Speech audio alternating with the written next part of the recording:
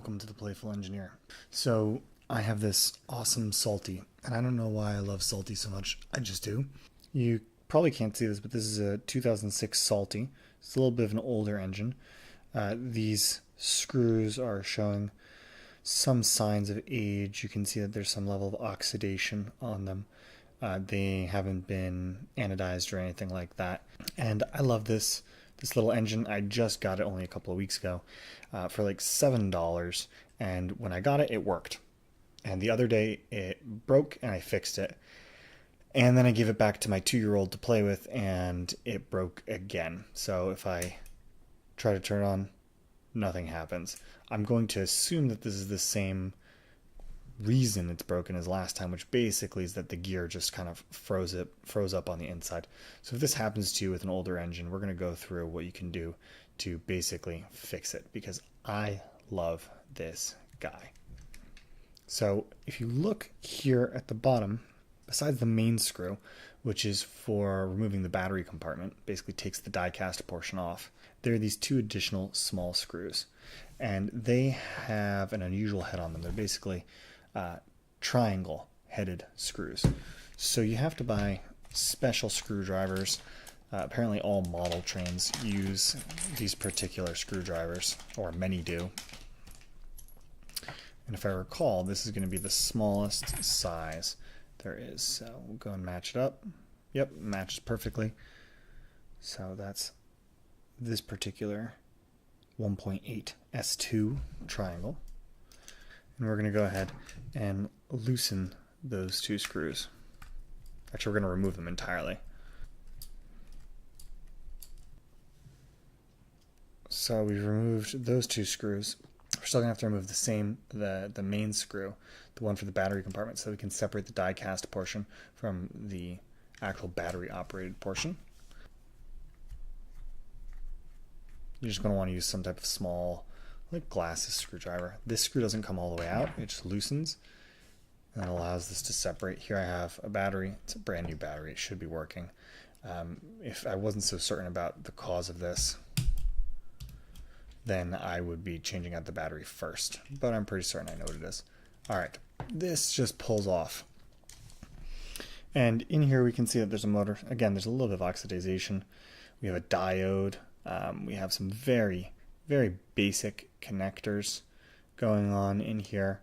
You can see there's some solder points for the battery, and then there's a really simple switch going on. Aha! You hear that?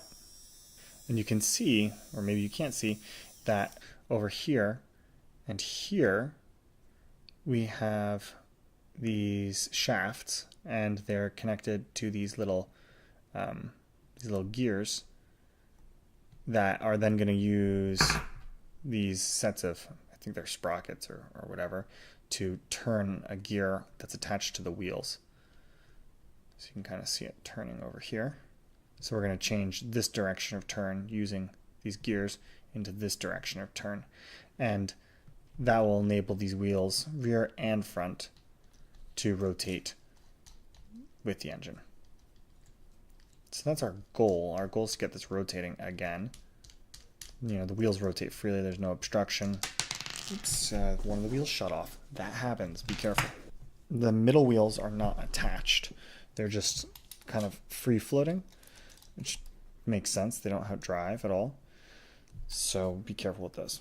So we can see over here this gear. That's the gear that's going to be used to change the direction of the force being applied. So we need that to mate up.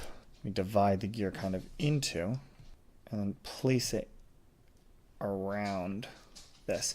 And there's actually little divots. Let's see if I can get in the divots properly. There's little divots right around this metal shaft on the gear.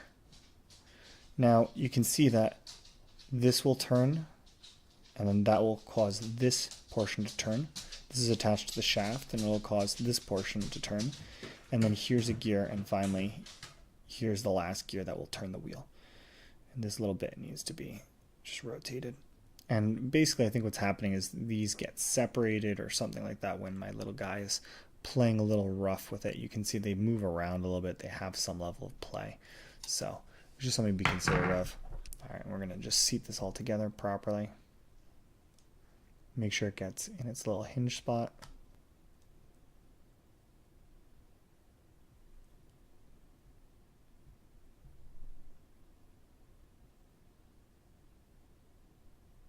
Now what I'm going to do is this kind of hinges in place.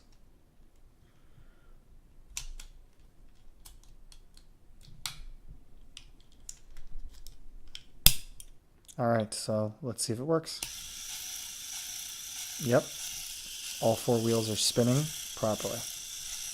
So let's place these 2 screws back in before we do anything else.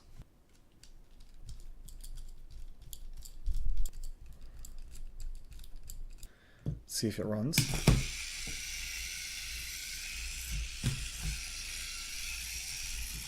No problems. All right, so the die cast portion goes back on. This just kind of clicks into place. We tighten the screw that holds the body in place. Make sure it's not going to separate on us. And let's see how Salty does.